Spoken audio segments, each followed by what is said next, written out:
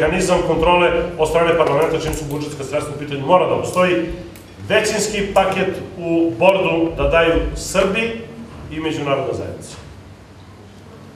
Onda su došle interesne grupacije, da pričamo otvoreno, međutim, gospoda drže medije, pa neće da pričaju o tome, ali ja ću da pričam dok sam živ. I knjigu ću da napišem o tome, vidiš?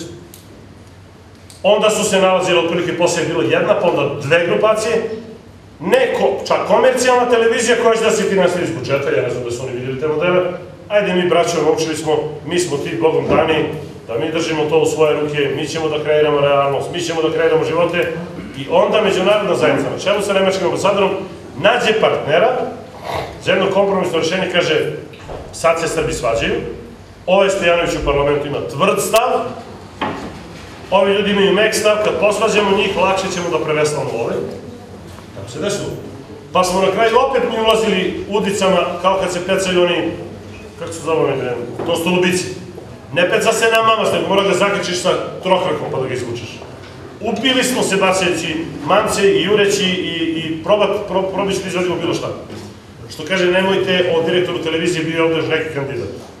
Na papiru je bio kandidat. Ali u realnosti, pošto ja znam šta se dešava iza zatvornih vrata, na mnogo stvari, nije bio kandidat. Kandidat je od početka bila samo jedna osoba, koja opet Srbima trebala bude nametnuta. A sve ovo radimo u kontekstu nečega, da direktor, sada Žarko, sutra Dijana, bilo ko, 5. i 6.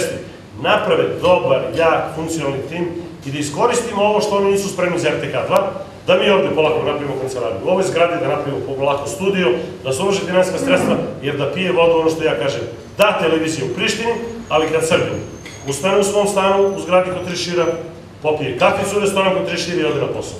A ne da nas vodite ko primate u zoološki vrt autobusima u Prištinu da pokažete kako mi tu živimo. Mi hoćemo da se vratimo u gradove, ali da živimo, a ne da nas slikate. I tako ćemo da uradimo u bilo kom gradu. I to je proces koji su mediji obustavili da se zna o čemu se radi, da su građani znali i da su imali prilike aktivnije i civilna društva da učestvuju u tome, onda bi znali o čemu se radi, imali bi jedinstven stav. I ja kažem, ja sam kriv.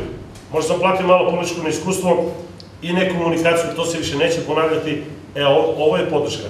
Da smo tada imali ovakve skupove, ne bi to moglo da pije vodu. Jedva smo išupali te kanale. To je trebalo da bude smuti pa prospi. Određeni fondovi iz RTK koji će se izdvajati za neku produkciju nezavisnu, pa će onda lokalne gledaju stanice, dok im ne ukinu kanale da nešto predušavaju u Srbima.